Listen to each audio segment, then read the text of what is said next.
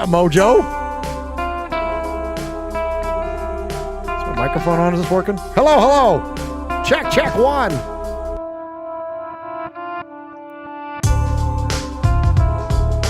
What's up, Michelle Sweat? You guys didn't get enough of us last night, huh? I love it. 3 hours, man, and we could still keep going and doing this all day.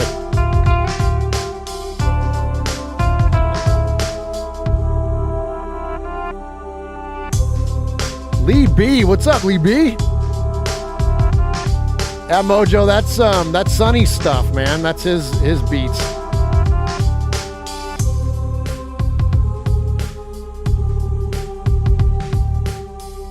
All right, let's see. Just got a couple things to straighten out here, and then we will get this thing fired up, man.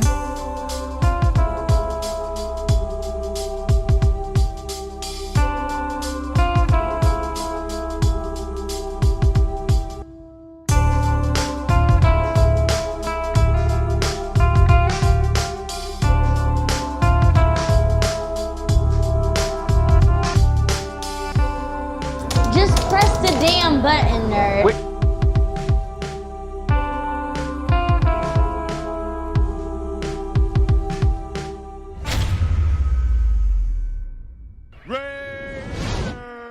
Oakland, LA, Oakland, Vegas, Raider Nation, wherever, forever. You got your old Uncle Mosh and Raiders Fan Radio from Murph's Man Cave, taking a lighter journey into the dark side.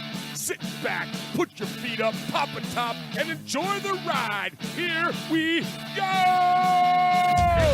Look left, look right, a leaping pass, touchdown! We miss you, we love you, and we'll see you in the Hall of Fame.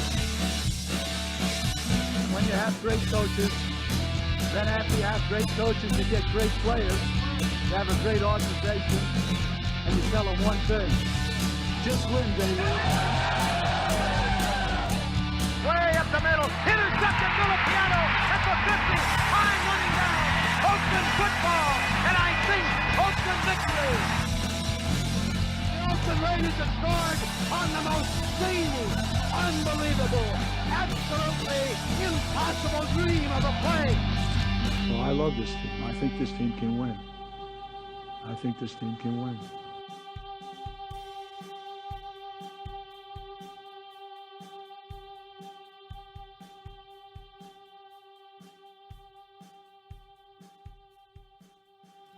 What is up, Raider Nation? Your buddy Murph back once again, like for real again. Like we were just here doing all this last night. Back once again for another what we hope to be fantastic episode of Raiders Fan Radio. Episode number 201 of Raiders Fan Radio. Sorry for a little bit of the late start. I was on the phone with Uncle Mosh, man, and he's doing well. Wanted me to tell everybody hello, and he's doing good, sends his best, and of course wishes he could be here, and hopefully we'll get Uncle Mosh back here in a fan cave very, very soon. And so I appreciate you all checking us out tonight here for episode number 201 of Raiders Fan Radio. After we did a 3-hour episode number 200 last night. And oh my gosh, that was so much damn fun. Y'all, that was an absolute blast. I mean, other than the fact that Mosh and QB Jeff couldn't be here, that was so dang fun, man. The chat was on fire last night. So fun. My stomach hurts from laughing all night long, and my face hurts from smiling all night long. So thank you so much for everybody that jumped in and hung out with us last night. So, hey, speaking of QB Jeff, there he is in the chat room. Also with a bunch of our good friends in Raider Nation. Kill Jadis is in there, the Big Easy, Kevin the Raider Nerd, Lee B, Michelle Sweat, When the Universe Speaks. That's our buddy Mojo. Appreciate everybody. Lencho is in there. Freddie B is in there. Appreciate everyone joining us. Tyrone Graves is in there. Thank you so much for everybody joining me. This is a podcast selfie tonight for Raiders Fan Radio. All right, so I decided kind of last night when I was finishing off putting the show together that I'd go live again tonight. You guys know we don't typically go like back-to-back shows like this. But, man, we really didn't talk about the Raiders last night. And we may joke about that, about not, hey, what's up, Simone Raider? Good to see you, buddy.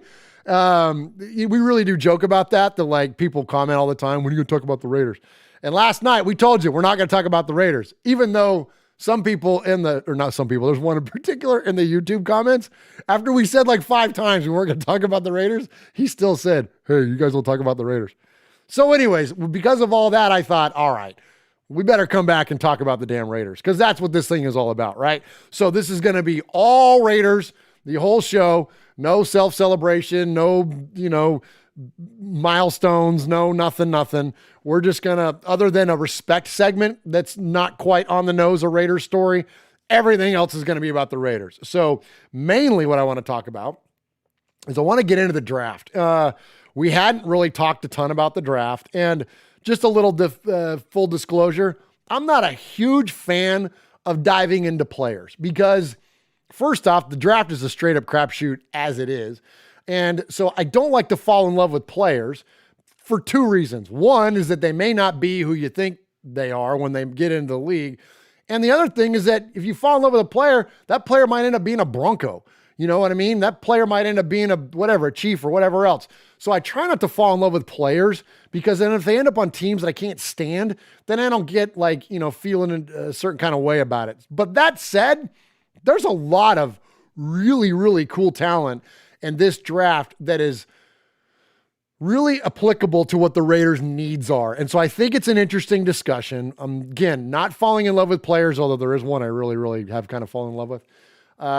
But I try not to. I try to curb that, and I try to keep it objective and not subjective. And I try to keep it like my viewpoint on the draft and players from a really high level. So anyways, we're going to get into a lot of the draft. We're going to get into some Raiders draft history too. I think the Raiders draft history is really fun. And so we're going to get into that. We're going to hear some cool stuff from Sebastian Janikowski, Charles Woodson. And then we're going to talk about like what we think as fans are some of the Raiders' greatest draft picks. So think about that. Not necessarily the Raiders' greatest players, but the greatest draft picks of the Raiders. So just kind of put that in your mind to be thinking about it, because I'm gonna hit you up, chat room. I want to hear what you think are some of the Raiders' greatest draft picks, and then we're gonna look at this year's draft, and we're gonna look and see what's on the table. And then we've got a couple emails. So we're going to get into See a Fan's mailbag. We're going to do a couple emails, and then we're going to listen to some voicemails. And of course, we're going to kick it off once again with the Capo, who had an epic voicemail last night. And he's got a great one tonight too, gets into his draft thoughts. So we're going to hear from the Capo tonight. And then I've got some of the voicemails that we weren't able to get to last night, because otherwise it would have been a 3.5+ hour show, and 3 I felt was plenty. So anyways, thank you everybody that's here again. You guys are hardcore, man, and we love you so much. And thank you for being back here again for another episode of Raiders Fan Radio, episode number 201. All right, so I'm going to hit some contact information real quick before I do. I mean, last night was basically one big fundraiser for the Bolitnikoff Foundation, and you guys were so amazingly generous. We love all the monetary donations, but all I would ask tonight, just please hit the thumbs up, subscribe to the channel if you haven't subscribed, tell your Raider friends, just kind of share the news about Raiders Fan Radio if you like what we do around here. Maybe give us a review on iTunes. That's all that we ask of you. Again, the monetary donations blow us away. And last night we raised more money in one single night than we ever have with this show. So I mean, bottom of my heart, thank you so much. It's so kind of you. I heard from the Bolitnikoffs today, and they congratulated the winner of the autographed jersey, plus just kind of amplified the sentiment that Raider Nation, they're so thankful for the fundraising. So thank you guys for that. So in lieu of anything monetary tonight, just do us a favor, man, hit the thumbs and all that good stuff. Because what that does is that gives our show more exposure. The more exposure we have, the more money we raise. Ultimately is what we're looking for. So thanks for all the support last night. Thank you for your support again tonight. And now I'm going to go ahead and I'm going to hit the button. Just press the damn button, nerd. I'm trying. And then we were going to get into some contact info. And then, hey, here's an idea. Let's talk about the Raiders. All right, boys and girls, pay attention. You got your old Uncle Mosh here with an update. That's right. I got some stuff for you. Take out a piece of paper, a pencil, a pen. Heck, use your pocket knife and carve the info into your dashboard as you're driving down the highway. First off, you need to like us on our fan page on Facebook. That's right. Go to Facebook at Raiders Fan Radio Podcast. Don't forget about the Twitter. You know your old Uncle Mosh, he twits now. That's right. Go to at Raiders Fan Radio. Also, don't forget the Instagram at Raiders Fan Radio. Or what about our website? That's right, RaidersFanRadio.com. Heck, if you want to, you can even email us, show at RaidersFanRadio.com, or call us on the Raiders Fan Radio hotline, 909-345-3346. That's 909-345-3346. Don't forget Merv's Fan Cave on the YouTube, where you can get all the show links like the Fan Club Blitz with Splatterhead and Fitz. Find all our stuff on podcast providers like Stitcher, iTunes, and Google Play. All right, did I hit the time limit? Good. Murph, Swag, Jeff, and who's the third guy? That is the one and only Uncle Mosh is who that third guy is. Thank you, Will Compton. Here I just said all that what I said, and then here goes Ty the Raider, man. $1.99 donation. Thank you, Ty the Raider. We appreciate you, man. 100% of that money is going to go to the foundation. I think the next one up is the Greater Youth Sports Association.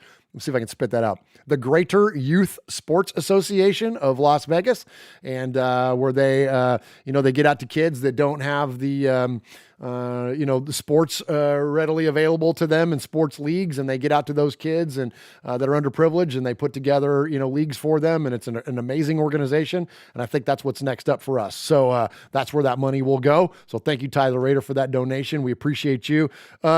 Also, pretty funny, Mojo says, we have a guy that hits the thumbs down on all of our videos. We think we know who it is, and we love it. Well, you know what, Mojo? We got one of those guys, too. It's Uncle Mosh. Murph, Swag, Jeff, and who's the third guy? Yeah, my freaking co-host is always hitting the thumbs down on our videos, but he claims it's because he's got fat thumbs, but I think he just likes to mess with us. All right, so let's get into some respect. Just a quick one today, and then we're going to get into all the big Raider stuff.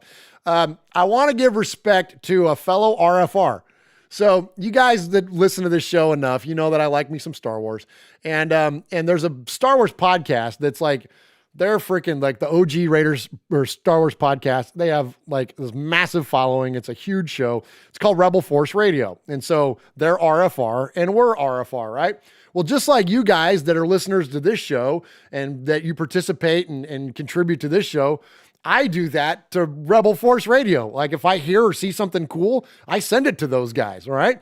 And, cause I'm a listener, I'm a fan of theirs, of Jason and Jimmy Mack. They do an incredible job of with their show. It's very well done. And a lot of what we've done here has been not to copy, but to like take good tips from those guys because they do it so well and install them here. So anyways, all that said, I sent them, an interview with O'Shea Jackson on the Rich Eisen show. You guys know also we're big Rich Eisen fans.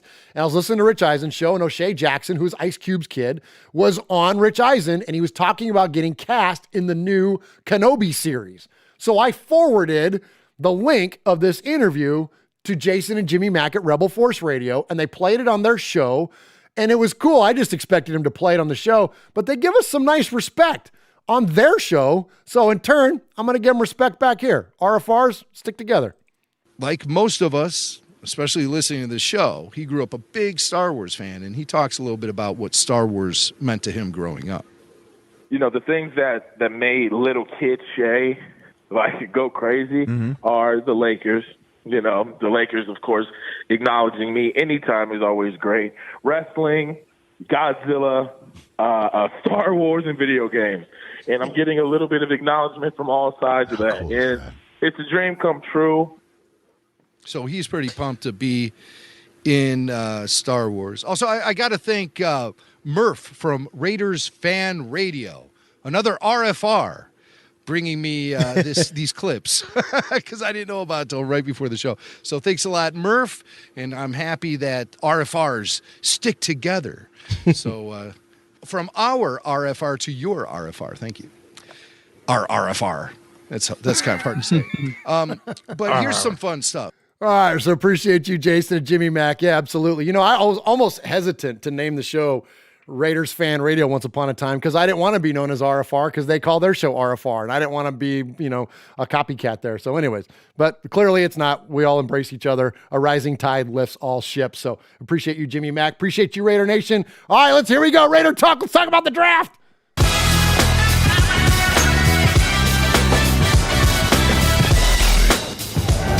what's up? It's Brockman from The Rich Eisen Show. And it's Del Tufo from The Rich Eisen Show. You're listening to Murph and Mosh on Raiders Fan Radio. Yes!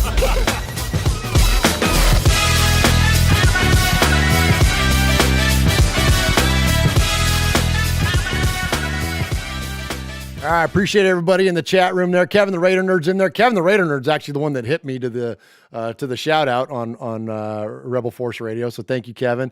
Title Raider's in there. Lee B is in there. Big Easy is in there. Aaron the Q Dog Raider is in the building. We're gonna hear from Q Dog, our capo, in a little bit. Lee B, did I say that? Killed Jadis, Michelle Sweat. When the Universe Speaks. Atticus B. Rockin', Chevy Silver Raider. Someone in there said, wasn't there just a show yesterday? Yep, there sure was. And here we are back again. So appreciate you, man. You guys are hardcore. All right. So here's some draft stories.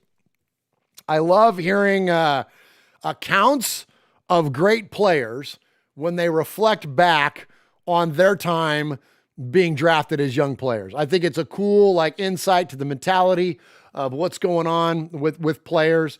And so I pulled two in particular because I think it's an interesting dichotomy between the mentality of a guy like Charles Woodson, who fully expected to go at the top of the first round.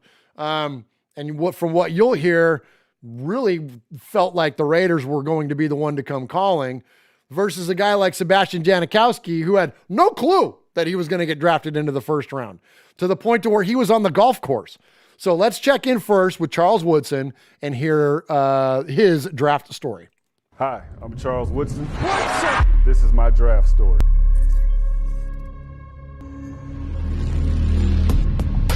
It's selection day in the National Football League. It's intercepted by Charles Woodson. Charles Woodson took it away, and there he goes down the sideline.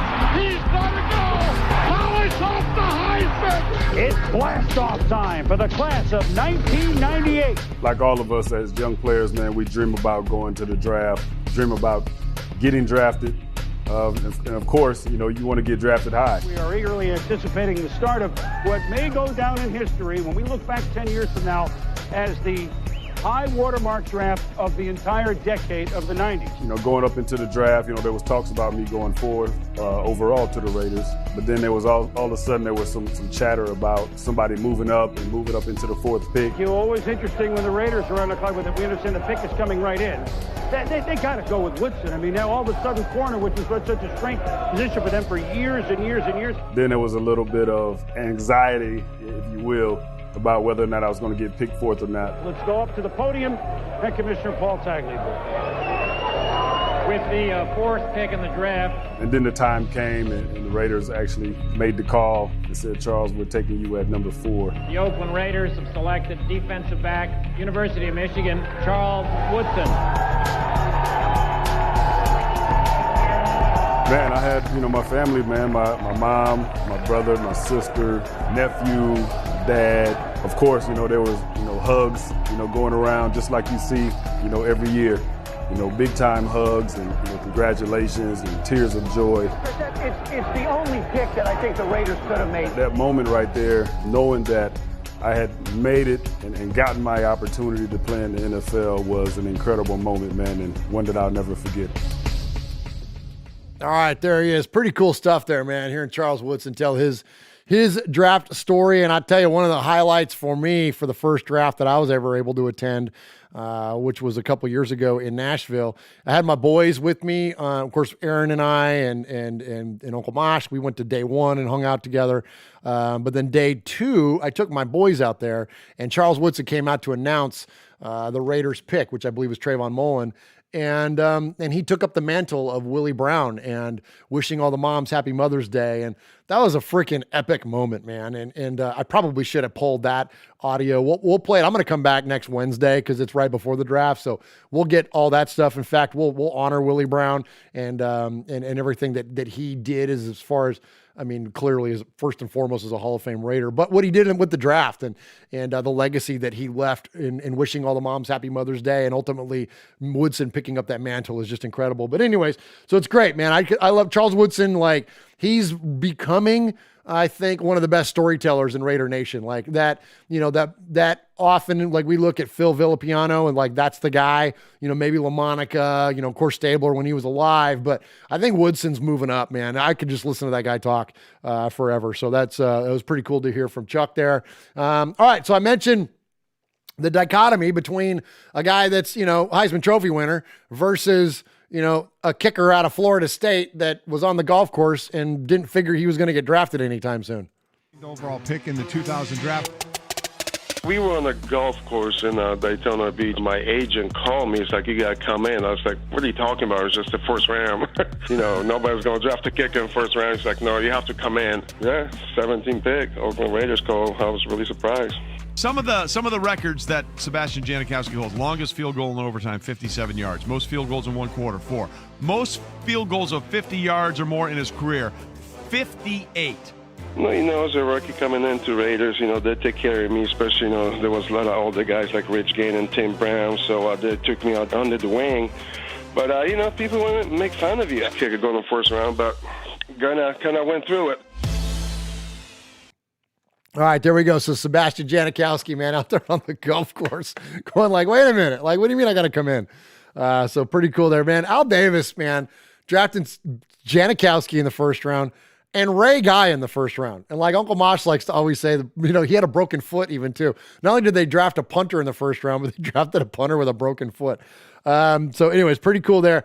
All right, so here's my question to you, chat room. Give me your thoughts on the Raiders drafted what they call the common draft era. Okay, so we're talking like basically like the 70s up. So you could count Jim Otto as one of the greatest Raiders players ever drafted. That was 1960. So that was before the common draft era started. So basically you want to think of like, the Super Bowl era effectively, right?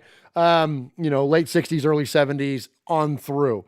So I've got the list here of Raiders that were draft picks that are in the Hall of Fame. Okay. So tell me who you guys think. Let's see how many of these you can check off of Raiders. So these are homegrown picks. These are not, like Willie Brown was acquired via trade with the Broncos, right? So we're not talking about players like that. We're talking about players like Charles Woodson. So there's with Woodson and now Janikowski off the list. Okay.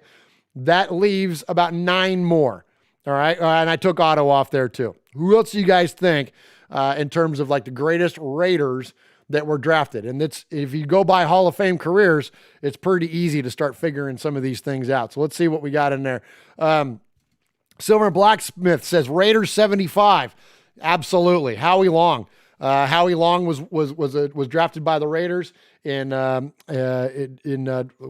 actually says 1984, but that's not right. Well, I guess technically, because he was there for the 83 Super Bowl team. But anyways, that was his rookie year. So, but anyways, yeah, great guess there on Howie Long. 75. You guys got any more guesses in there? I'll give you a couple easy ones.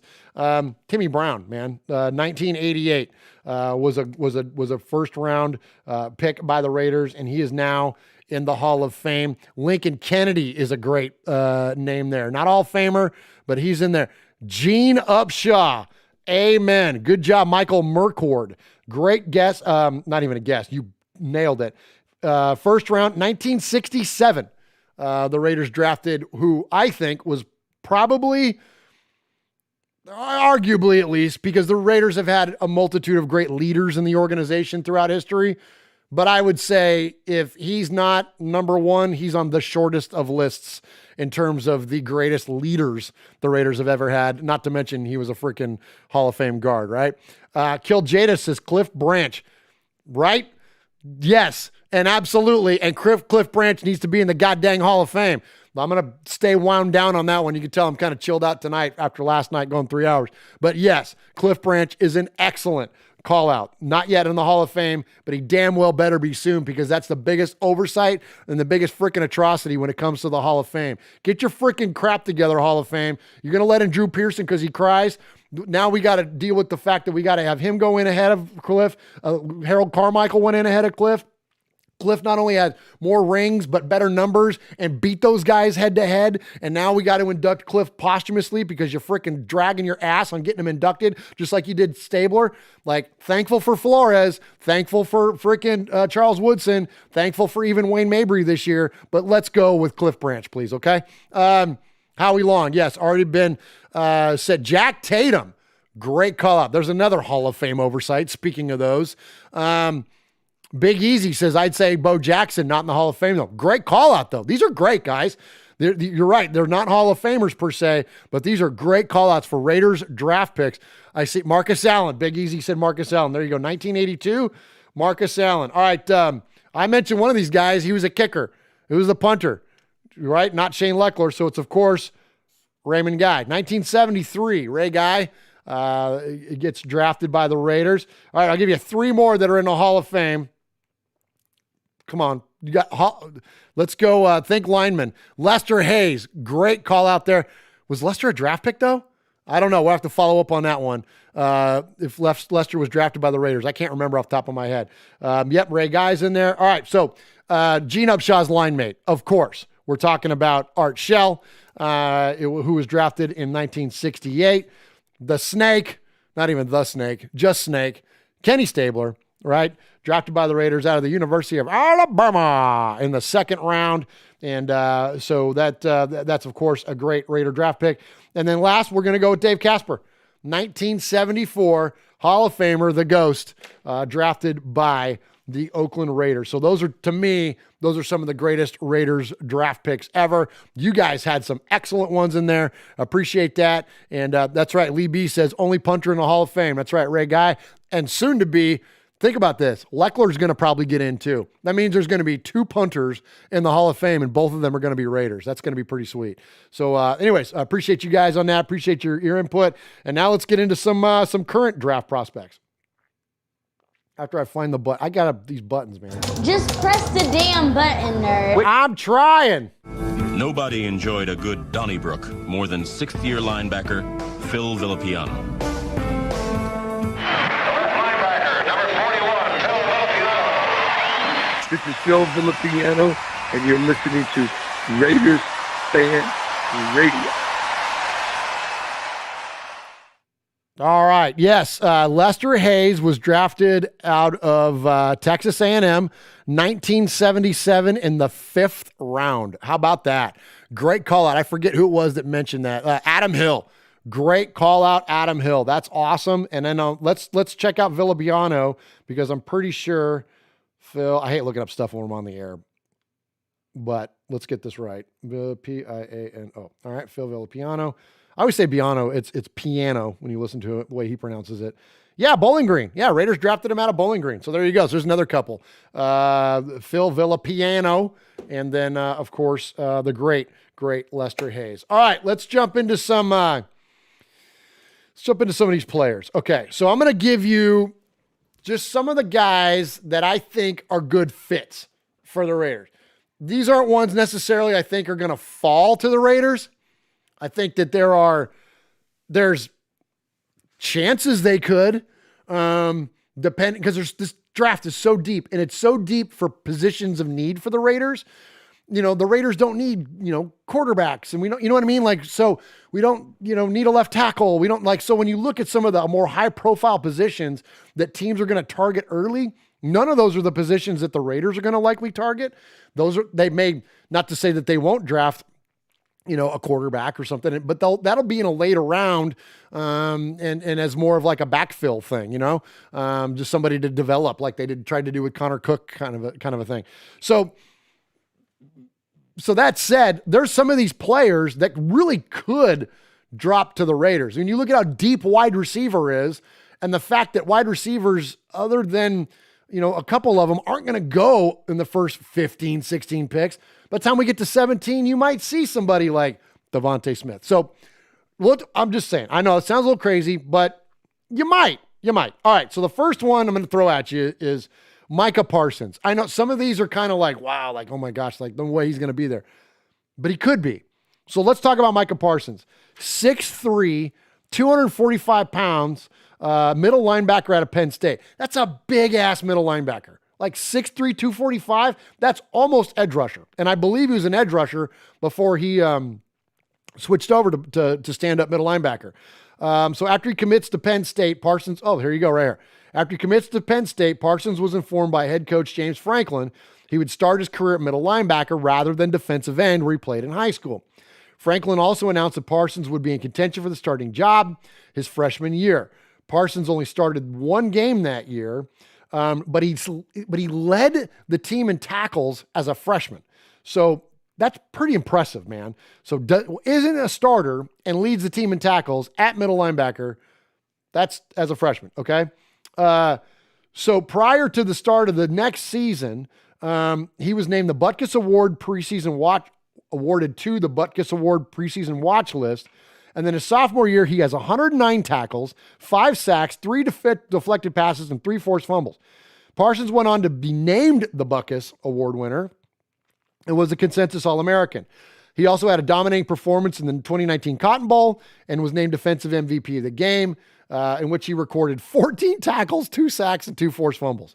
Like, dude is a gamer. Now, I know we addressed the linebacker position with Corey Littleton and Nick Kwiatkowski, and I don't think those two have seen their ceiling yet as Raiders. I'm fully confident of that. I think they were held back by Paul Guenther's system. Yeah, you're still the player on the field, but when your coach is setting you up for a position of confusion, it's hard to execute because you're thinking too much. You're not just flying around. And we know this because we heard it from Will Compton firsthand. So that isn't like speculation or like, you know what I mean? Like sometimes as fans, we can be like, well, I'll bet you it's this. Well, we know that's what it is because we heard it from a guy that was on the field playing under Paul Guenther. So I think that Littleton and Kwiatkowski will see much more production in Gus Bradley's system. But still, when you got a guy of this caliber that you can round it out when have, you know, Micah Parsons come and step in and play, and who knows, maybe he's your starter by week 4, week 5. And then now all of a sudden you got crazy depth at linebacker, which remind me the last time we had crazy depth at linebacker. I don't know. Thomas Howard, Kirk Morrison, and Robert Thomas, maybe. Like, you got to go way back a ways, right? So Nick Morrow, of course, staying in the mix there. But I think Micah Parsons makes a lot of sense for the Raiders.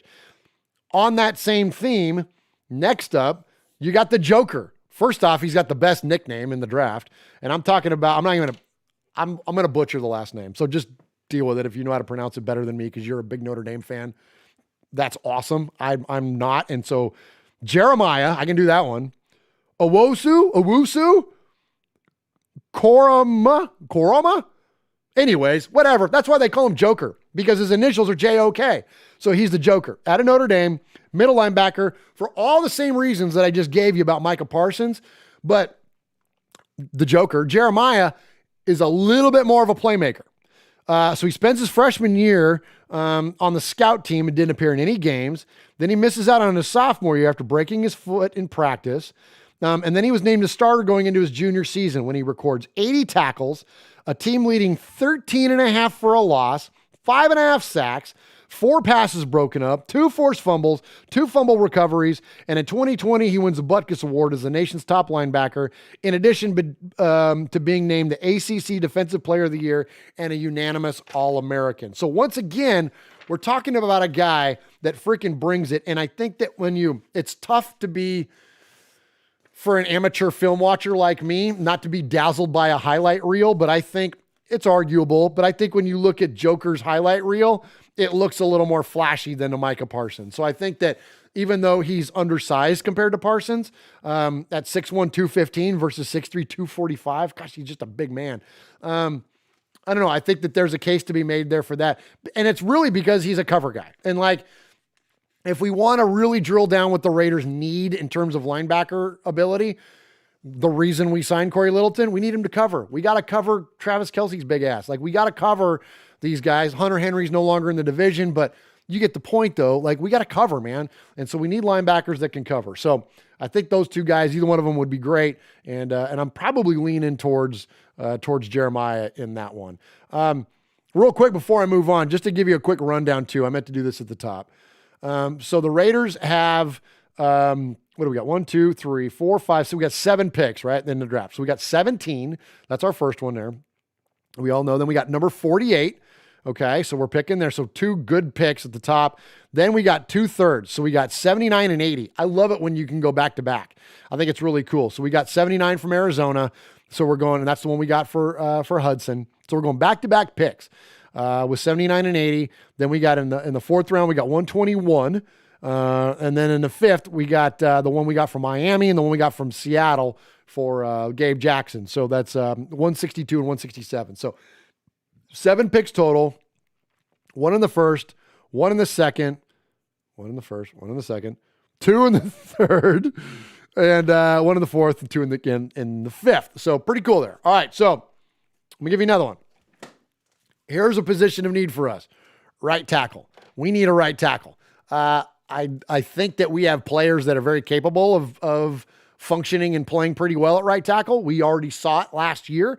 The guys that came in relief of the oft injured Trent Brown. But I think it's time to draft for, at a minimum, you're drafting for depth, but likely you're drafting for someone to start over there, maybe even by week 1. Okay. So I like Christian Darrisaw out of Virginia Tech. This guy is 6'5", 314. When he committed to Virginia Tech, that was the only FBS school that offered him a scholarship. But then he was assigned to go back and attend a military academy because he had some academics that he needed to get tightened up. So he rejoins Virginia Tech in 2018, where he immediately starts at left tackle. And then he would start every game during the next subsequent season. So 2019, 2020, starts every single game. He's named to the first team All-ACC team, and then he declares for the draft following the 2020 season, and then he's, of course, projected to be one of the top tackles picked. So I think Darrisaw makes a lot of sense for the Raiders. Again, I'm not a big tape guy. I know enough to be dangerous, but like I'm not going to sit here and pretend like I'm Ted Wynn and I'm or Brian Baldinger or Mayock, and I know everything about, what does he say? A heavy-legged waistbender or whatever his terms are and all. I don't know. But all I can do is look at players I think will fit for the Raiders. That I can do as a fan. That I can look at our team and go, okay, here we have some areas of need, and these guys look like they would be players that the Raiders could plug in and start, right? Like off this list, I left off here, is Christian Barmore from Alabama, who had a lot of highlights as a defensive tackle. And as much as we've had, a rotating whatever cast at defensive tackle here lately, and especially this offseason, a lot of folks are thinking that like, oh, that's why we let Maurice Hurst go so we can make room for that. I don't think so, because that's not the kind of defensive tackle that fits into Gus Bradley's system. When you think of a defensive tackle for Gus Bradley, think Michael Bennett. Remember Michael Bennett for the Seahawks, the guy that had like shoulder pads that were like this big? Remember that? And he was like, here's a little shoulder pad. He wore like kicker shoulder pads. He's this big, massive dude. And he wore little shoulder pads. That's what you length. And what was the one knock on Maurice Hurst? Coming out of college, he had short arms. Didn't have that ability to separate. You think about guys like Max Crosby. He's got this massive wingspan. He can push and separate and create space in between himself and a blocker. That was the knock against Maurice Hurst. And Maurice Hurst hasn't gotten picked up. I'm not going to use this as an opportunity to bash on the guy, but there was a reason that they let him go. And he struggled with a thing to begin with. And then now he doesn't fit the prototype of what works in this defensive 4-3 of Gus Bradley. So I didn't include him in that, and Barmore in that. Well, I went really around the horn on that. Hope you followed me. Anyway, so that's what I can look at. I can, as a fan, look at players and go, okay, that guy makes sense for the Raiders. All right, so next up, Rashawn Slater. I like Rashawn Slater at Northwestern. Surprisingly, I got 2 guys from Northwestern on my list. Also, 6'4", 315, about same size as Darrisaw. Excuse me. As a true freshman, Rashawn Slater starts 12 games at right tackle and was named Big Ten All-Conference All-Freshman. As a sophomore, he's named to the 3rd team All-Big Ten by the league's coaches. And after starting all 14 of Northwestern's games, Slater was named honorable mention All-Big Ten after allowing 0 sacks in 11 starts as a junior. That's music to our ears, right? Entering his senior year, Slater was named preseason All-American, preseason All-Big Ten, and the Outland Trophy watch list. Following the early announcement, the Big Ten will postpone their season due to COVID. He announced he'd enter into the draft. So Rashawn Slater, I think, makes a lot of sense for the Raiders. And this is a tackle deep draft. There are some positions, wide receiver, safety, tackle. What do we need? Wide receiver, right? I mean, well, not necessarily wide receiver per se, maybe, but tackle, safety, right? And there's a lot of players out there that fit the mold for the Raiders. All right, so there's a few for you. I got a couple. Actually, I got a handful of more. Let me go ahead and get my breath here, and then we'll get into the next round of this. Where's that dang button? Hey, Raider Nation, this is Max Crosby from the Oakland Raiders. And goes down, and Max Crosby, who forced a fumble last week. You're listening to Murph, Mosh, and Swag Jeff on Raiders Fan Radio. Thank you so much. Just win, baby.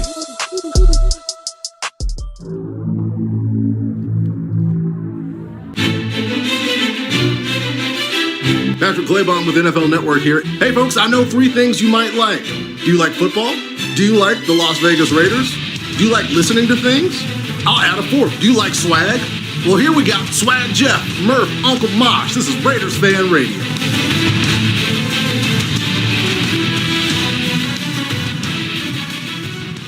All right, appreciate everybody joining in the chat tonight. So many of you in there. Thank you so much. Aaron the Q-Dog Raider is in there. Kill Jadis is in there. Big Easy is in there. Let's see. Big Easy says, I'm not real bright. I know it's a boring pick, but I'm leaning towards offensive lineman or tackle with our first pick. Me too. I kind of felt that way a while ago where it's like, because everyone's like, defense. And I'm like, yeah, but don't be surprised the Raiders take a tackle. And after looking at how the talent is like you can still get some solid defenders in the second round. I'm not in love with it. It is boring. And I think that there are much bigger needs for our team than tackle on the other side of the ball to justify a first round pick. But I'm not Mike Mayock nor John Gruden, and I watch the players in practice every day. So, but anyways, appreciate you, Big Easy. Sugar Shane's in there. When the Universe Speaks. Lencho is in there. Michelle Sweat. Atticus be rocking. Rolling Dubs. Pyro 1975. Miguel Ruiz. Tyrone Graves. Kevin the Raider Nerd is in there. Appreciate everybody. Chevy Silver Raider. I appreciate you all joining us for episode number 201, our Raiders-centric episode. Go figure. Okay. Q-Dog in there says Morig. I'm with you. I like Morig, but I like him, but I don't like him. And I like him for him. I don't like him because there's another guy that I'm in love with. I have fallen in love with one player in this draft, and I'm going to get to him at the very end. So if Morig isn't the pick, I get why if the target is someone else later on, okay? So let's talk about Morig, though. Safety, 6'2", 202 out of TCU. As a true freshman in 2018, he transitioned to safety, starting 2 games on defense and named the Horned Frogs special teams MVP for the season. He becomes a full-time starter as a sophomore in 2019 and finished second on the team with 4 interceptions and 62 tackles. After the season, he's named first team All Big 12. Prior to Morig's junior year in 2020, he was named the top defensive back in Texas by Dave Campbell's Texas Football, and is the nation's top returning safety by Pro Football Focus, who I'm not a big fan of, but whatever. And a preseason All-American by the Walter Camp Football Foundation. Also named the top safety prospects of the 2021 draft by one Mel Kiper and his hair. So there you go. So there's Morig. I mean, you know, Capo talks a lot about him, and I think he's just kind of like, he's the guy, you know, at safety for this draft. You know, if you're going to, I take that back. There are a couple others as well, but I think that for the Raiders, not in context of other teams, but for the Raiders at safety, Morig is got to be the pick. He's the one that makes the most sense. All right. Also, yes, Damon Arnett still to be figured out how good he's going to do. We like Trayvon Mullen, but you know, look, at a minimum in the NFL, you need depth at cornerback. So would not shock me if the Raiders went corner in the first round. It feels like we've gone corner in the first round a whole lot in recent history. Damon Arnett, Gary and Conley, and some other people that aren't from Ohio State. But even Mullen, second round pick, like we've addressed cornerback a lot, but to me, that's kind of one of those positions like quarterback, like quarterback. You keep drafting that position until you get what you need. Like you keep going, because the way that this is ultimately turned out to be such a passing league in the NFL, you got to have good corners, and it doesn't hurt to have depth at corner. You know what I mean? So I think it's a good idea for the Raiders to keep drafting corner. So here's one I'll throw at you. Actually, I'm gonna throw two at you. One's a likely candidate based on draft position. One is a pipe dream for the Raiders, but still. So Greg Newsome out of Northwestern. Greg is 6'1", 190, and he registered double-digit pass breakups in each of the last 2 seasons, including 10 in 6 games in 2020. He was named third team Associated Press All-American and first team All-Big Ten last season. So he's probably going to be around. I got a feeling, and I like the idea that he's kind of like, the flashy thing are the pick sixes, right? But pass breakups, that's what you want. You want a guy to be disruptive in the secondary. You want a guy to be a disruptive corner. When you look at like the numbers of like Nnamdi Asomugha or like Patrick Peterson back in the day, or like you look at those guys' numbers, they didn't have a bunch of picks. They weren't like Richard Sherman. They weren't like, setting records, or like even like Revis was. Like you can look at a lot of the greatest corners of all time, and their stats are not great because, number one, people aren't targeting them as much, but also like they're just disrupting plays. They're keeping anything from going on over there. And when it does, they're just breaking up I'd rather see pass breakups than picks, because I guess you could weigh it 2 ways, but ultimately, if you think of it like this, if you got a pass breakup, you've ended the play. You've potentially ended a drive. You've done whatever, right? When you're always going for the ball, there's the risk to get burned. Now, there's also the risk to get a pick six too, but it's a little more risky. I don't know. I like the idea of the pass breakup. I like the idea of, while the lockdown corner doesn't necessarily exist anymore like it did once upon a time, Deion Sanders, right? Lester Hayes, Mike Haynes, that lockdown corner, because the game is played so different, but still like the disruptive corner, the guy that breaks up a lot of passes, the guy that's really active. I like that. And so I think that's what you can find in Newsome. So then we got Patrick Surtain out of Alabama. I think that's the pipe dream.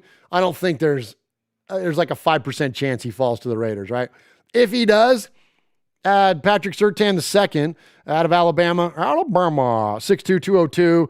I'll save you all the stats on him because he's just hands down, I think, the best corner in the freaking in the draft. And so again, some really funky stuff would have to happen for him to fall that far. I don't think it's going to happen. I don't think that's capable of happening, but you never know. You never know. So, there's something crazy that happens in the draft every year. Every year someone falls because there's only 16 slots ahead of us. And a bunch of those are going to get filled with quarterbacks and wide receivers and left tackles or whatever, right? So there's a lot of movement potential or drop potential for some of the high profile players. Another one out of Alabama that has been often criticized because of his size, I think it's fair, I guess. But the dude is still a Heisman Trophy winner. It's still, we're talking about Devontae Smith out of Alabama, 6'1". He's listed at 175. Rumor around a campfire is that this last weigh-in he was 166. So he's a pretty slight build, and that's the knock against the guy.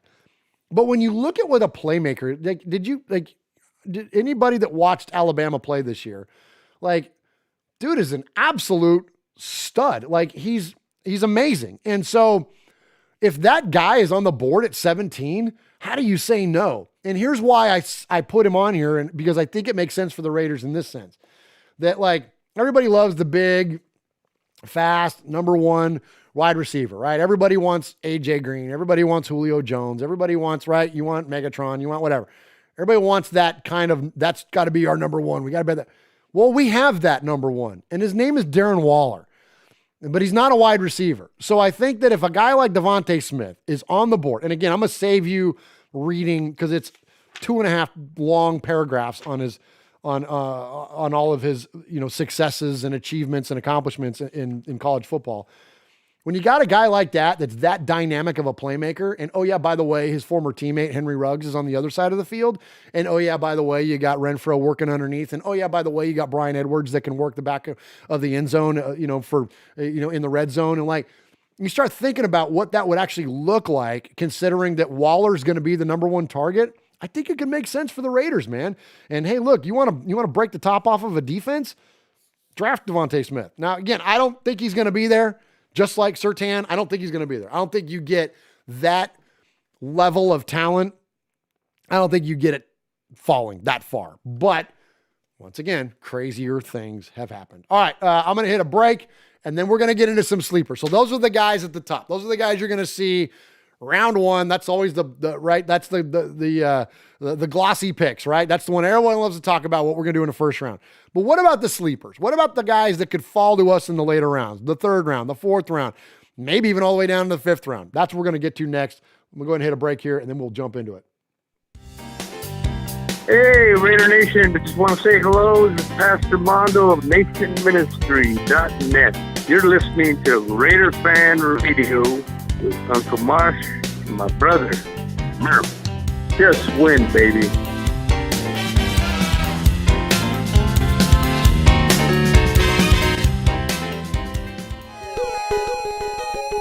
This is Trent Sig, and you're listening to Raiders Fan Radio with Murph, Swag Jeff, and Uncle Mosh. Just win, baby.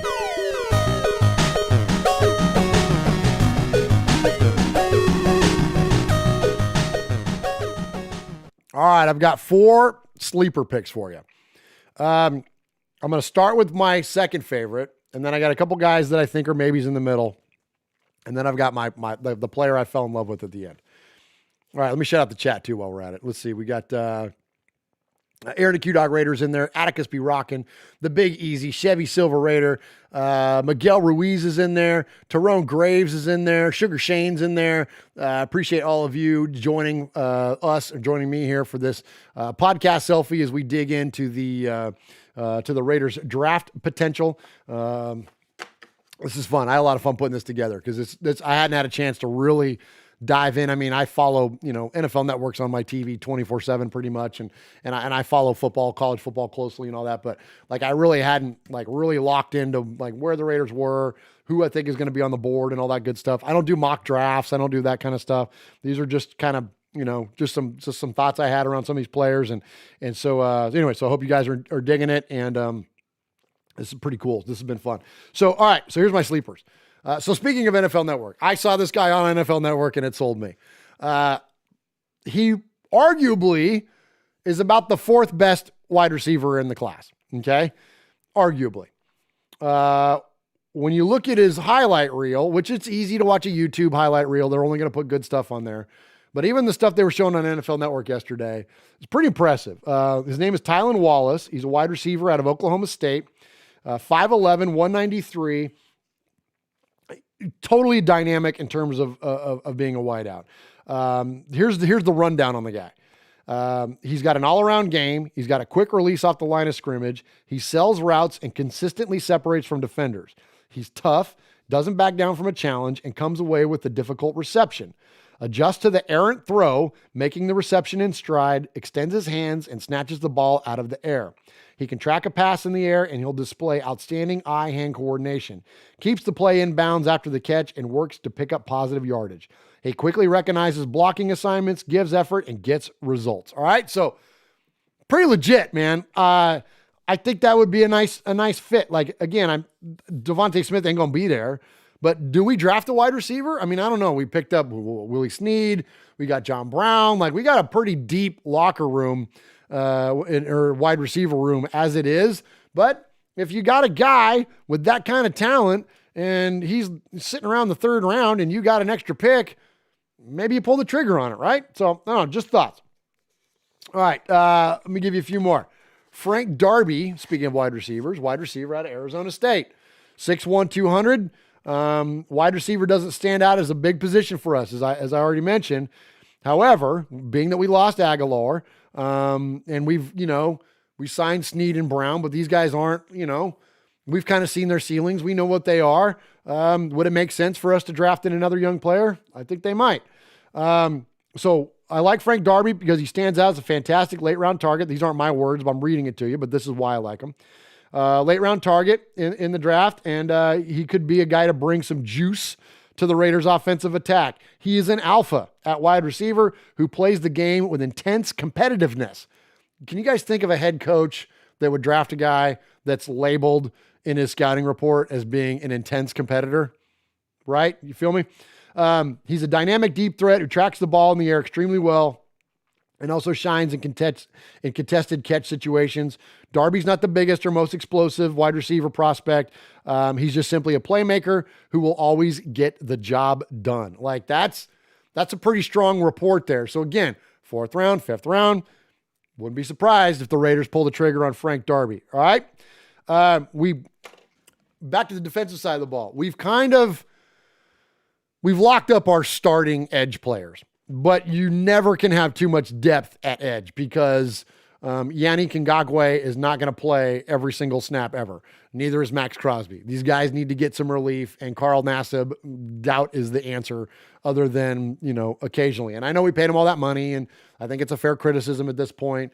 I don't think you can blame Nassib's lack of production on Paul Guenther, but point being, the Raiders could use to have some more depth out there unless they sign Melvin Ingram or somebody like that who's still out there. Drafting for that edge player, I think would be a good move. So here's a guy I think I could fall late. Going back to Penn State, we're talking about Shaka Toney. He is 6'3", 231. Toney redshirts his freshman year, and then he recorded that year, his freshman year, recorded 20 tackles with 6.5 for loss and 4 sacks with 2 forced fumbles and named to the Big Ten's all-freshman team. He finished his redshirt sophomore year with 7.5 tackles for loss and 5 sacks. Toney was named second team all Big Ten conference after making 41 tackles with 8 tackles for loss and 6.5 sacks. So very productive. I look at school too, I think that it's talked about a lot in terms of like quarterbacks and stuff, but I think other players too, when you're playing at Penn State, you're playing against good football teams. If you're playing at North Dakota State and you have, 12 sacks in a season, well, you're playing North Dakota State opponent. You know what I'm saying? So when you look at players that have that level of production at Penn State, I think that's solid. And especially if he falls down the later rounds. All right, last one. Here's the guy I'm in love with. This is the guy that gets the whatever you want to call it, the Rico Award. that we all fell in love with. I'm going to tell you his name, and I want you to, not in the middle of the show, but when we get done here tonight, go Google Paris Ford and look at this guy's highlight tape. Oh my gosh. Paris Ford, safety out of Pitt. He's 6 foot, 190 pounds. Now, you might say, Murph, 6 foot, 190 pounds, that's kind of slight for a safety. Yeah, I agree. It's a little bit undersized. But dude hits like a freaking, he's the hardest hitting safety in college football last year. Dude brings it, the lumber. I mean, and if I had to compare him to anybody, just visually, I would, on the field, I would say Jonathan Abram. The way that Abram will dart in and fly in and take out ball carriers, that's what Paris Ford does. But here's the thing he also can do. He's a ball hawk. Dude gets picks like crazy. In that highlight reel that you'll find, it shows him scoring pick sixes and multiple interceptions in games. He's a ball hawk, but he freaking brings it. It's incredible. The guy's so fast and he hits so hard. He plays, here's what I'm trying to say. He plays bigger than his size, but he plays fast still. So Paris Ford has sold me. I hope he likely is going to get drafted by the Raiders. Rarely the players we fall in love with get drafted. Ask Aaron. But man, I've fallen in love with this guy's film, and I'm going to hope he doesn't go to the Chiefs, the Chargers, the Broncos, the Niners, the Cowboys, the Steelers, the Patriots. Let me think of all the other teams I hate. I hope he doesn't go to one of those teams because I want to root for him. If he goes to the, Titans or the Packers or, whatever, somebody that we don't have beef with, like, I'll want to see him play well. Not against us ever, but I'll want to see him play well because I think he's awesome. He's exciting as crap. Go check it out. Paris Ford, red shirts his freshman year. Then his freshman year, he played in 9 games on special teams. Then he was named a starter at safety going into his sophomore season. Finished the year, listen to this, man. This is a safety. Finishes the year with 97 tackles his sophomore season. 2.5 for a loss, and he forced 3 fumbles with 14 passes defended, 3 interceptions, and was named first team All-Atlantic Coast Conference. Going into his redshirt junior year, Ford was named to the Bednarik Award, Jim Thorpe Award, and Bronco Nagurski Trophy watch list, and was a preseason All-American. Paris frickin' Ford. That's the guy I'm in love with. That's the guy I hope the Raiders get to play safety. He and Abram would be a perfect complement to one another because I don't think Carl Joseph's going to be your starter. I think Carl Joseph is going to back up Jonathan Abram. I think that, and look, Jeff Heath is not a starter, right? Like, we need help still at safety. So if the Raiders don't go after somebody high profile like Morig in the first round, don't be surprised to see my man Paris Ford show up with the Raiders later on in the rounds, and I'm going to be stoked for it. Before I hit a break and before we get into the Sea of Fans mailbag, D, the son, thank you very, very much. $40 donation. He says, Raiders! Thank you so much for that. I appreciate that donation. I appreciate your generosity. 100% of that money is going to go to the One Nation Foundation that in turn is going to support the Greater Youth Sports Association of Las Vegas. That is an incredibly kind donation. Thank you so much. Gosh, you guys, these past 2 nights, man, we have that's now over $400. That's now over $400 that we have raised with 2 shows, and your generosity is incredible, and I'm constantly floored by it. And thank you so very, very much to all of you from last night and tonight.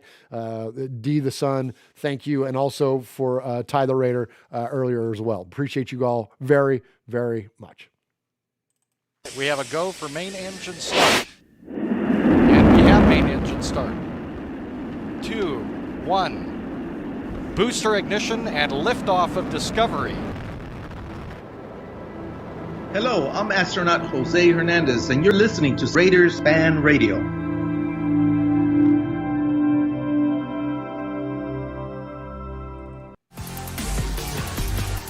You're listening to The Violator, and I'm live on Raiders Fan Radio. Where you at, baby?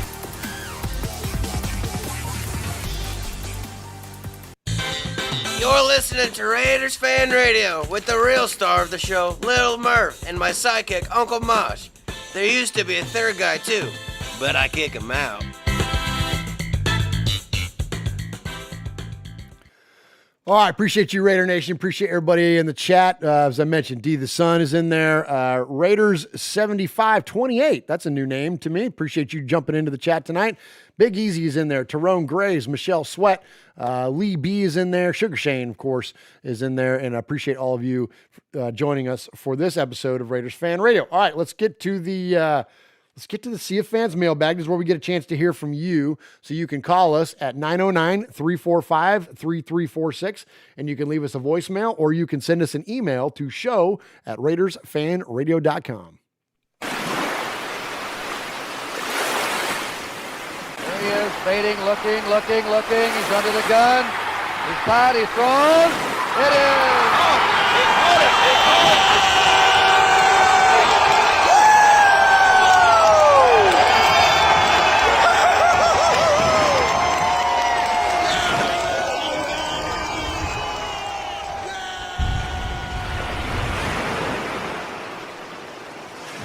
Had a couple more people jump in the chat there. Dirty 30 is in there. Jesse Correa is in there. Appreciate you all, of course, joining us for this episode of Raiders Fan Radio. All right, so we start off with the emails. We don't have one from Paul tonight. Paul sent an epic. We only read one email last night on episode number 200 of Raiders Fan Radio, and because it was Paul. So Paul got the lone email last night, so we'll get to the other ones tonight. Let's start off with our buddy, Made Man Grampy Raider. He says, Dear Murph, Uncle Mosh, and Swaggy Jeff, greetings. We would like to congratulate you on show number 201. Now you are striving to the next plateau. Thank you very much. Just like our beloved Raiders, each year, each podcast, greatness is reached for. Now, with a bit of trepidation, I give you Granny Raiders wish list for the draft. Love it. At pick, At pick 17, we draft a quarterback. Carr gets traded and Mariota starts. Ouch. Avoiding arguments, I believe this is plausible. Myself, I would prefer an offensive tackle or a linebacker. Also, being Canadian, I'd like to point out Chuba Hubbard. He's a Canadian running back who played for Oklahoma State. I've seen him mocked to the Raiders in round 7. This year, the draft falls on my birthday. When I blow out the candles, I'll have 2 wishes. Live another year and Raiders in the Super Bowl. Thanks for 200 shows of Raider religion and all that you do for the nation. Sincerely, third made woman Granny Raider, made man Grampy Raider, and the only made couple. You know what? Shame on me. So often, I refer to Haley and Michelle as the made women, and darn me, Granny. Yes, Maritime Granny is the third made woman. Thank you for pointing that out. And I don't mention that nearly enough, so appreciate that. P.S. Because of COVID-19, Granny and I have been playing a bunch of Scrabble. Granny pulled this one off. The word of the week is swaggy. With a double on a G and triple word, swaggy is worth 42 points, and she won. That's amazing.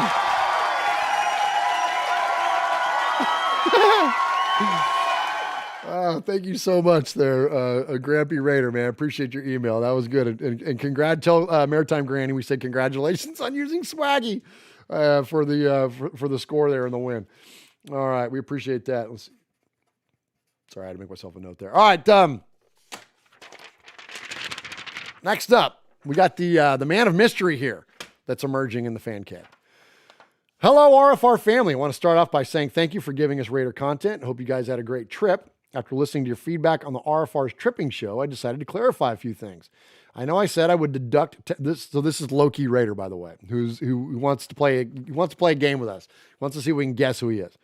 I would deduct $10 for every wrong answer, but that was never really my intention. You see, deception is my game, so I thought I would make you think I would, but I decided I will just leave that part out and donate the undisclosed amount that I have not disclosed or undisclosed by now.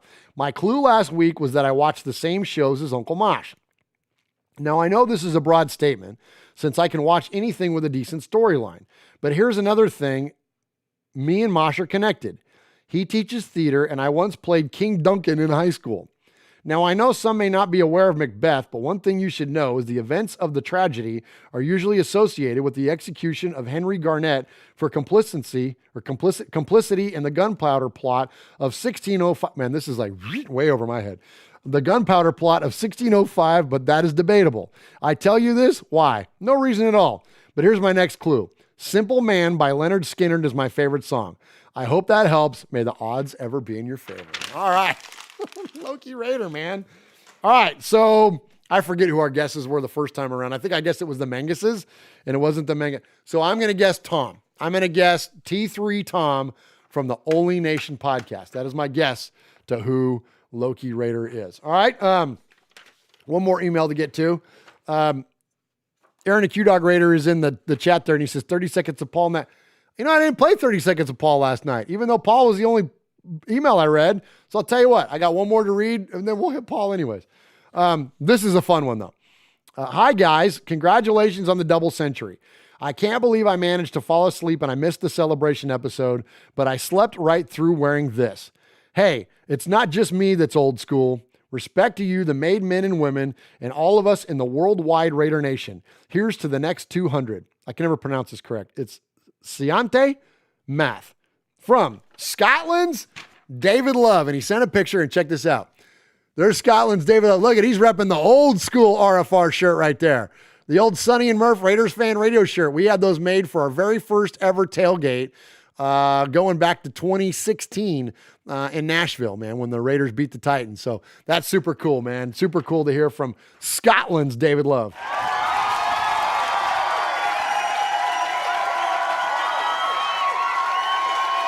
David Love is the guy, he literally represents his whole country. Like, and I don't remember how that story came about, but at one point we were just like, all right, anything Scotland is you.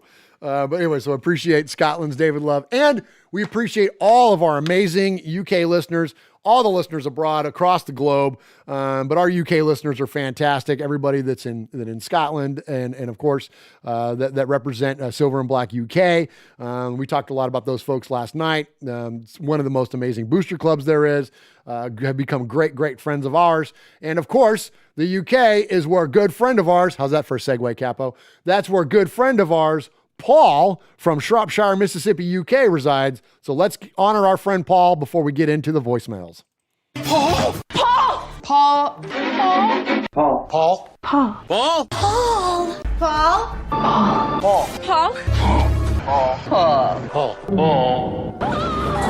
Claude! Claude! Claude! Paul. Paul! Paul! Paul! Shit, Paul. Paul! Paul. Your name, Paul?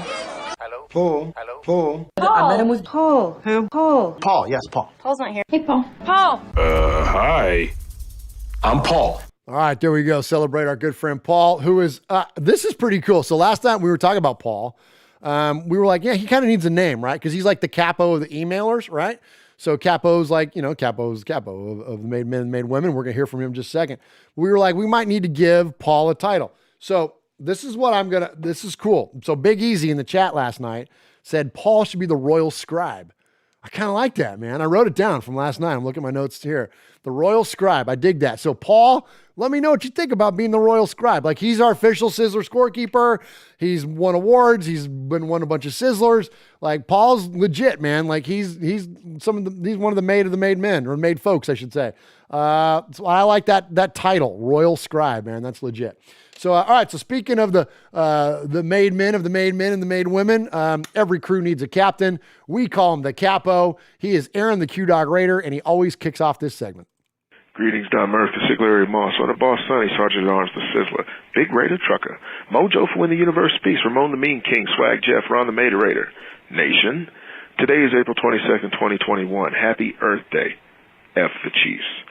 As a follow-up to yesterday's call where I made light, if not exposed, all the fake vitriol with the Twitter post from the Raiders official account prompted by Mark Davis, where it put out, I can breathe for 2021. According to a piece just penned by Paul Gutierrez, Philonis Floyd has issued a statement supporting the Raiders' tweet. On behalf of our family, I would like to extend our deepest gratitude to the Las Vegas Raiders organization and its leadership for their support of our family and our nation's ongoing pursuit of justice and equality for all. Philonis Floyd went on to say, now, more than ever, we must come together as one and continue in this fight. For the first time in almost a year, our family has taken a breath. And I know that it goes for so many across the nation and globe as well. Let's take a breath together in honor of my big brother who couldn't. Let's do it for George. That pretty much says it all right there. Now, again, the Raiders stand on the right side of social justice and history, period. Now, the grocery list. I want to highlight some gems on the back end of the draft as opposed to what most others will focus on, the low-hanging fruit in rounds 1 and 2. Let's start with Michael Carter, running back, UNC. Now, Carter had back-to-back 1,000-yard rushing seasons at UNC and almost averaged 8 yards a carry in his senior year. I mean, hey, he could be a nice change of pace back in the middle rounds of the draft. Khalil Herbert, running back, Virginia Tech. Herbert transferred from Kansas to Virginia Tech before last season, and he was quite the find finishing the season with 1,183 yards and 8 touchdowns in 11 games, and he could be a day 3 find in the draft. Chuba Hubbard, running back, Oklahoma State. Hubbard rushed for over 2,000 yards in 2019, but unfortunately his draft stock has fallen after an injury and struggles last year. There are some concerns. Maybe he was overused in his early seasons with the Pokes, but, he'll definitely be there if we need him. Trey Sermon, running back, and Ohio State University. Sermon, once again, just like Hubbard, transferred to Ohio State University from Oklahoma last year, and he put up 965 yards from scrimmage in only 8 games. He lacks the talent of the elite backs, but you know what? Having looked at him in some of the playoff, contests, this guy is definitely a beast whenever coached up and put in the right situations. Kyle Trask, quarterback, Florida.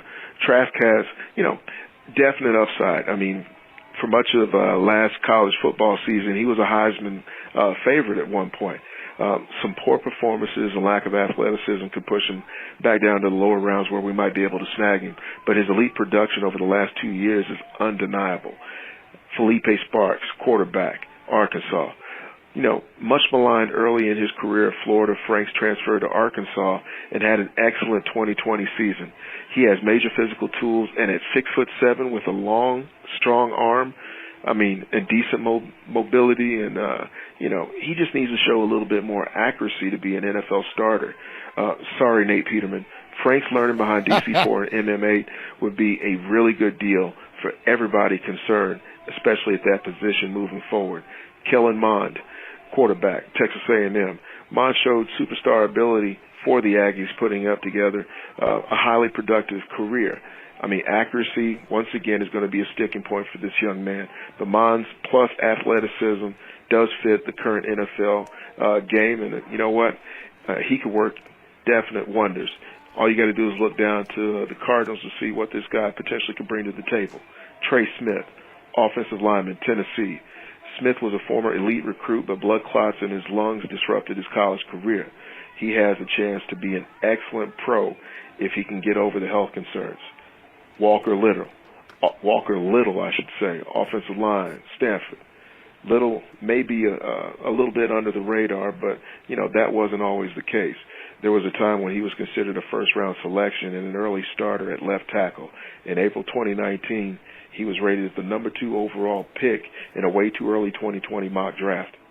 Little appeared in just one game in 2019 before suffering an ACL injury. He decided to forego his 2020 draft and returned to college, then opted out for last season. Listed at 6'7" and 320 pounds, Little has the size to succeed as an NFL blocker with 2 years off. Peyton Turner, edge, Houston. At 6'6", 270 pounds, Turner is built to set the edge and attack the quarterback and stonewall ball carriers. He played a variety of positions for the Cougars and has a skill set needed to succeed at virtually any scheme the pros have for him. The best components of Turner's game are his length, physicality, power, and hard combating skills and motor. That's right, motor. Our defensive linemen have to have motor. He needs NFL coaching, of course, to clean up his release from stance, his pad level and processing skills, and definitely develop more of a rush variety. David Moore, offensive guard, Grambling. He's an effective combo blocker and has shown promise in regards to placement of his strikes. A nasty, determined lineman at 6'3", 320 pounds. He is nimble at sealing off defenders and more blocks with a mean streak that offensive line coaches will like and fall in love with for certain. Tamarion Terry, wide receiver, Florida State. A physically gifted wideout at 6'4", Terry was among the college leaders in yards in 2019 with 1,188 along with 9 touchdowns. Unfortunately, he's coming off a poor junior season due to a knee injury that could push him down in the draft and into our reach. Seth Williams, wide receiver, Auburn. Williams is a physically gifted guy, but never put up huge numbers for the Auburn offense, and showing big play flashes in his freshman season could translate. He's raw as a receiver could be, but, he'll likely fit at the bottom of the NFL roster. Amari Rogers, wide receiver, Clemson. Rogers was a productive for most of his career at Clemson, but, he didn't fully realize his potential until last year when he finished with 77 catches for 1,020 yards and 7 touchdowns. His speed, playmaking ability should get the attention of virtually everybody at the end of the draft, but the elite wide receiver class pushes Rogers down on the board. Dylan Moses, inside linebacker, Alabama. Moses returned from a major knee injury last season and had health considerations that could have been a red flag. But obviously with his 3.5 sacks in 2018, Moses had 76 tackles and 1 sack in 12 games last year. Now let's focus on the competition committee. According to the proposed changes to the 2020 NFL rulebook, players need to start preparing this spring to limit their trash talk on field and to commemorate making big plays by high-fiving their teammates and limiting themselves to gathering on the sidelines. Any taunting penalty results in a 15-yard loss following the play, and a defensive player committing such a crime gives an automatic first down to the offense as well. A player flagged for taunting twice in one game could be ejected from the contest or fined or even suspended. The hit list: Hefe from KC, Arden Key, Jim Rome, Insurrectionist, and as per usual, Mike Ditka, Root. All right, there he is, Aaron, the Q-Dog Raider, man. Nice job, Aaron. Always dig the draft rundown. I love it, too, that, like, we didn't line up on a lot of players. Like, there's a lot of players that I picked out of my little rundown, and Aaron didn't have on his list. And so I love it, man. Always learn something new whenever Capo calls in. So we appreciate him holding it down for all the made men and the made women. And always good to hear from Aaron. And I really appreciate his comments about the Raiders and social media. I didn't really comment much on that last night, and I don't want to really build on anything because I think Aaron put it perfectly in terms of the way that thing kind of played out. So I thought Aaron very accurately represented what it was all about, and I'm continually thankful for him to do that, and his willingness to sometimes breaching tough subjects is not it's just tough. Like we're not afraid to talk about anything around here, but I also understand perspective and I also understand place. And so I really appreciate Aaron's willingness to speak up on those things. So thankful to him. All right, let's get into some of the funny here. So I see some of the folks in the chat were talking about, hey, Ron the Materator's in there. What's up, Ron? Well, what's up, part-time? No, I'm just kidding. I'm totally kidding. But the chat was just talking about like how odd it was that Ron the Materator wasn't in the chat tonight because he's such a freaking, you know what I mean? Such a constant in there. And so it's been interesting, man, that we haven't had Ron the Materator in there tonight. And I wouldn't expect him to, because he was here for the entire marathon 3 hours last night. So, but anyways, we appreciate Ron jumping into the chat tonight. Appreciate you. Appreciate everybody in the chat. Tider Raider, Lee B, Sugar Shane, the Big Easy, Aaron the Q-Dog Raider, Michelle Sweat. Appreciate all of you showing up in there. All right, now you can't use bad words because now Ron will get you. All right, so anyways, in the chat they were talking about also how we missed Houston Raider Steve last night singing. Like, we talked to Houston Raider Steve. He called and left his, he called and we talked to him live, but we didn't get a chance to hear him sing. Well, have no fear. We've got a voicemail from Steve, and I'm pretty sure he'll sing. Also, keep this in mind. We've got 4 voicemails, and then we had the 3 emails. And so out of those 7, we're going to award a Sizzler. Uncle Mosh typically awards the Sizzler, but when he's absent, it goes to Swag Jeff. When Jeff's not here, it goes to me, but I default to the chat room. So out of the 7 folks that we have featured tonight, please let me know who you think wins the Sizzler. Starting off, of course, we had Grampy Raider, his email. Then we had Loki Raider's email. Then we had Scotland's David Love. And then Capo, of course, is ineligible for Sizzlers. So now we've got, starting off the calls with our good friend, Houston Raider Steve. Murph, Mosh, Swag, Jeff, Nation. This is Houston Raider Steve. 200 milestones. Congratulations, Murph. Y200. Going to the Raider games and smelling hippie lettuce over 200 times. 200 times I've heard hot dog, hot dog, hot dog. 200 times I've seen the image of Mike Florio and thinking, you blank, blank, blank, blank, blank. 200 milestones. Mahomes, Kermit. I'm seeing his image on TV and I'm singing, it's not easy being green. 200 times. I've heard fix and go to Walmart. Another 200 times. I've been to the Flying Saucer bar downtown Houston. After 200 beers, they call it around the world. I've got 1 plate for 200 beers at the downtown location, 1 plate over at the location in Sugar Land, Texas. Other 200 milestones, 200 donuts and kolaches. I relate to that, Mosh. 200 times I've heard F to the E to the R to the R. That's a tribute to our friend Q-Dog. 200 times I've heard, oh, yeah, Macho Man Savage. This is Houston Raider Steve. Those are some of my 200 milestones. Goodbye. Oh, my gosh, no song. F to the E to the R to the R to the E to the L to the L.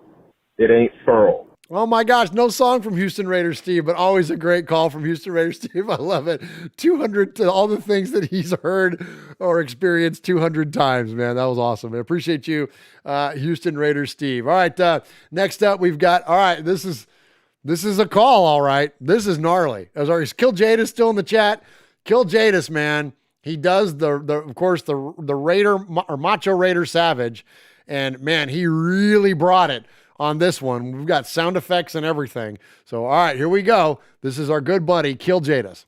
Hey, what's up, everybody? It's Kill Jadis, and I'm here at WrestleMania, where we're having the match with the Macho Man Raider Savage against the Google Boys. Raider Savage seemed to have had this match wrapped up, as the Google Boys seemed powerless against the Macho Man Raider Savage, just like the Chiefs' offense was during the Super Bowl. But then all of a sudden, when they hit 3 minutes into the match, Google Boys seemed to have hulked out, and now it's the Macho Man that is up against the ropes. However, he is fighting back. But here we are.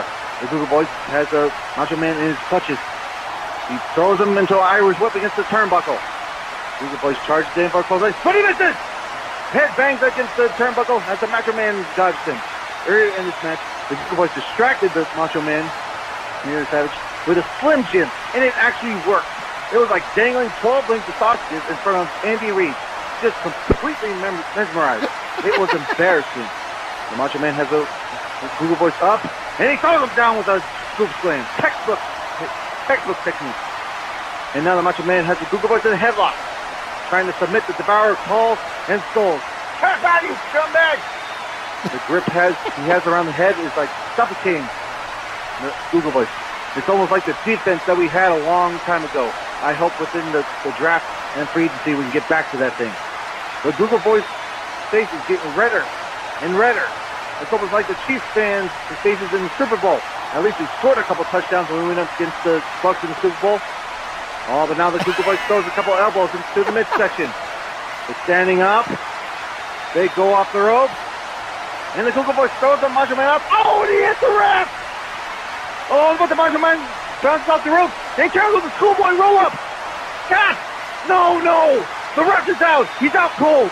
The Macho Man gets off, goes over the ref to wake him up. Get off, ref!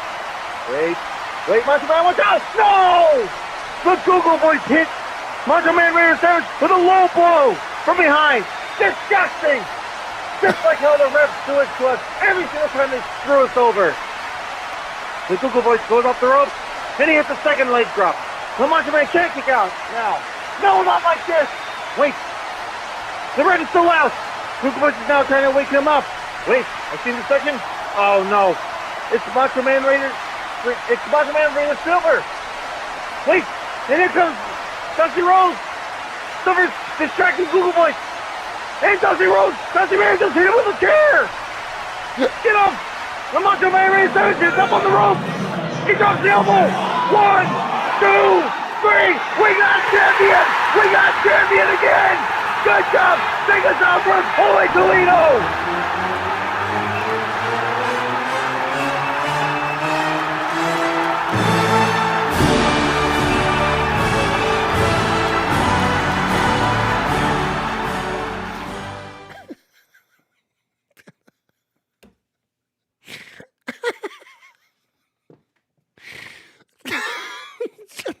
I don't know what to say. Okay, so let's break this down. So Kill Jadis, who does an impression of Macho Man Savage, called Macho Man Savage in the ring fighting Google Voice. And apparently was jumped by Macho Raider Silver, the other guy, which is Tom, who does the Macho Raider Silver impression. So I'm just trying to piece this all together in my head. Did I get that right? So Google Voice versus Raider Macho Savage gets jumped by Raider Macho Silver, and the referee gets knocked out, but somehow Raider Macho makes it. I don't know. Now I'm lost again. I don't know. Whatever it was, Kill Jadis, that was really good, man. Keep him coming. And he didn't even do his impression. He just called his, like, that's like third person, and that's like the fifth person. Is that what you're doing there? That was great, man. Good job, Kill Jadis. I'm really confused. I feel like I just watched Inception for the first time. Like, I feel like I got to go back and listen to that voicemail 4 or 5 more times before I can actually put together what happened. Okay, good stuff there, man. Appreciate you. All right, let's get to the next one. Good friend of ours, old school guy around here. Let's hear from our good buddy, Monster Mash Ken. Hey, yo, what's up, Murph, Uncle Mosh, Swag Jeff, and of course, Lil Murph. This is Monster Mash Ken. I just got to call in and congratulate you guys on episode number 200. That is amazing. What an accomplishment. Every single episode is better than the last. I just think that what you guys have done for the community, the Raiders community, is just awesome. You know, you guys are true ambassadors for the Raider Nation. And if you're not listening to the Raider Nation, to Raider Fan Radio, you got to be listening, Raider Nation. This is the best show out there. And I say that with all sincerity, being a content producer myself. But anyway, as far as the draft goes, I don't know what the Raiders are going to do. Nobody ever knows what the Raiders are going to do. But I do know this. One thing for certain about the Raiders is nothing's for certain, just like Sting says. Anyway, nice. God bless y'all. Take care. Raiders for life. Absolutely. God bless you, Monster Mash Ken, man. Great stuff, man. Good to hear from you. Great to hear from our old buddy, Monster Mash Ken. Monster Mash Ken, of course, as I mentioned last night, a member of the East Coast Nation and Cover 3 Deep podcasts, and the guy that the very first things that's ever been sent to the fan cave, all these wonderful things that folks sent us, and Monster Mash Ken sent this, and this is Lil Murph.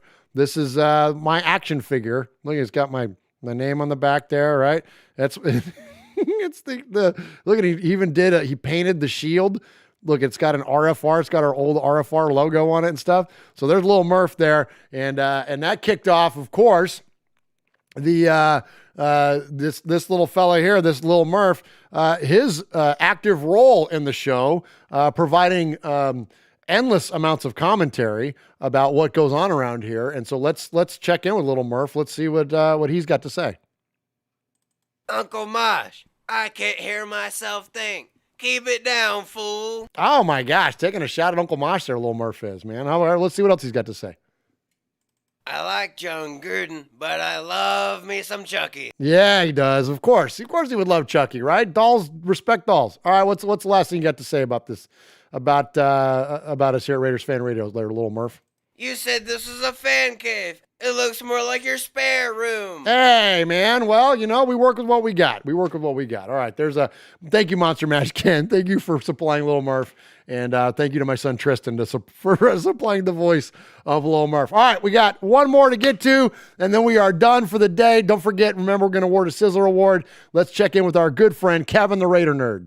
Raider Fans Radio. This is Kevin the Raider Nerd. Murph, Mosh, Swaggy J, I wanted to wish you guys a congratulations for reaching 200 episodes on RFR. Myself, I don't have a particular podcast that has yet to reach 200. I'm getting close. But of all of the podcasts I've recorded over my life, all the ones I've hosted, I know how much work it goes into this, setting up, doing research, producing, and all that kind of stuff. I want to say I'm very proud of you guys. You definitely deserve your accolades. You are doing Raider Nation a wonderful service. So congratulations to you guys. I'm really, really excited. Now, as for the Raiders draft, I'd like to chime in there. Come on. I would like the Raiders to, not fuck it up this year. Oh, this would be shoot. great. I would love it if they would actually maybe listen to the draft experts this year and take the best offensive lineman and or defensive player there is. I don't want any reaching. I don't want any medical projects. I've never heard Kevin swear before, and he just freaking F-bombed us right there. That was, hey, Ron, what? I guess there's nothing we can do about that one, huh? Oh, my gosh, that was funny. That was funny. Experiments. Listen to some people, for example. We have not had the best draft over the years. We've had a few hits, but not enough for the amount of picks that we have had. The Raiders have 8 draft picks this year. They have a first round, a second round, and 2 third rounds to start off. And half of these picks should be day one starters. Don't get cute. Just go ahead and take the best players that we need and hit our needs. Don't need to be a rocket scientist for that. We need difference makers this time. That's what's most important. We need people that know that can make that impact and be leaders. please, please, please don't fuck this up. Oh, God. And also, I'd just like to mention, Dang too, it, Kevin. whatever you do, Raiders, Jeez. do not trade away your first-round pick You next did it year again. for anything. Why? Oh, Because my Las God. Vegas... We got the potty mouth Raider nerd over here, man. What do you think? He's a Mangus for crying out loud, man. I guess I should have proofread. I never proof listened to Kevin's calls because he never curses, and he did it twice. Oh my gosh, you were so funny, Kevin. Okay, here we go. is hosting the draft next year. Do you want the team that we love and that we bleed silver and black for to be hosting the draft next year and not have a first-round pick? Yeah. Let's just think about that for a second. Anyway. Good call. Really excited for the season coming up. I hope and I think that we're going to have a better team. But Raiders, you need to hit on this draft. A lot of people's jobs are on the line. A lot of past draft picks, their jobs are on the line. And the microscope is very, very, very on the Raiders leadership this year. Gruden, Mayock, you guys really got to hit this year. So anyway, this is Kevin the Raider Nerd. Really excited for you guys. Murph, Mosh, Swaggy J. Well done. Keep it up. Love you guys. Love Raider Nation. Talk to you guys soon. Oh my gosh, Kevin.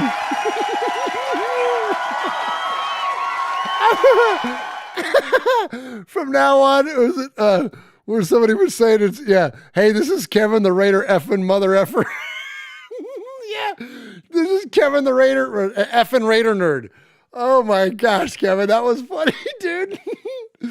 All right, so chat room, what do you guys got for the Sizzler? So we got Houston Raider Steve with his 200s of everything. We got Kill Jadis with that amazing wrestling match. We've got Monster Mash Ken, the original creator of Lil Murph and his great takes. We've got Kevin the Raider Nerd in his potty mouth. We've got Grampy Raider, who sent the incredible email. And then we've also got Loki Raider, who had a great email. And then, of course, Scotland's David Love, who's repping the oldest school shirt that we have. So let's see. Kevin's getting votes in there. Kevin. There's a Kill Jadis. Kevin. Kill Jadis by a hair. Big Bass Raider says, I was hoping for the trifecta. Let's see. Give me another couple more votes in there because it's pretty even. There we go. There's a Kill Jadis in there. Oh my gosh. Should we just give it to them both? Can we do that? Can I give it to them both? Because that was, and I think it's so funny because Kevin just completely caught me off guard because I heard Kill Jadis' stuff, but Kevin, man, just going, well, Kill Jadis for keeping it clean. That's fair. That's true. And I don't want to encourage everybody to start swearing on here. Kevin's F-bomb closed the Sizzler gap. Kill Jadis. Yeah. East LA J. What's up, Murph? He says, what's up, Murph? What's up, East LA J? Kill Jadis. Big Bass Raider says Kill Jadis. All right. Kevin, you lost in the squeaker. Michelle Sweats has got me, Kevin. Oh, man. Title Raider says Ty. All right. Let's do this. They're both worthy, as Lee B said. They're both worthy. Let's give them both the Sizzler, but let's not encourage the potty mouths to come out. Let's still keep it clean around here. But yes, congratulations to Kevin the Raider Nerd and Kill Jadis. You are the winners of this week's Sizzler Awards. I am the Sizzler. Sizzler. Sizzler. Sizzler. Sizzler. Sizzler. Sizzler. We are Metallica, and we are here for your Oakland Raiders! You know why we out here, and we ain't playing around today! From The Walking Dead to errant Jedi Knights, Raiders fans are a rogues gallery.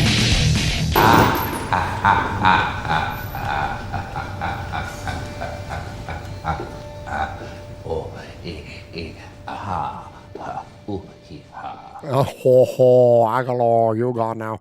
All right, we appreciate, man, everybody that's in the chat room tonight. Appreciate you jumping in, man. This has been a lot of fun tonight, man. I feel like it's a really chilled out room tonight, man. After last night, because we went like bonkers for 3 hours straight, and then now here we are, nice and chilled out for just a good hang, man. A good time talking about some Raider football. The chat room is always amazing. Thank you so much, everybody that checked in tonight. Michelle Sweat, Big Easy, Aaron the Q Dog Raider, Tider Raider. Tyrone Graves is in there. Let's see. I'm going to see if I can scroll through some of these. Lee B is in there. Let's see. I saw a bunch of other names come in. Let's see. Where are we at?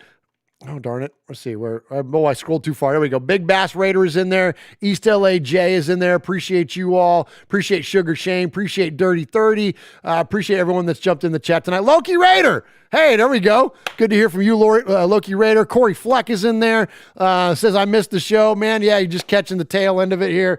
And, we'll be back next week, man. I'm going to do another show on, what day am I going to do it?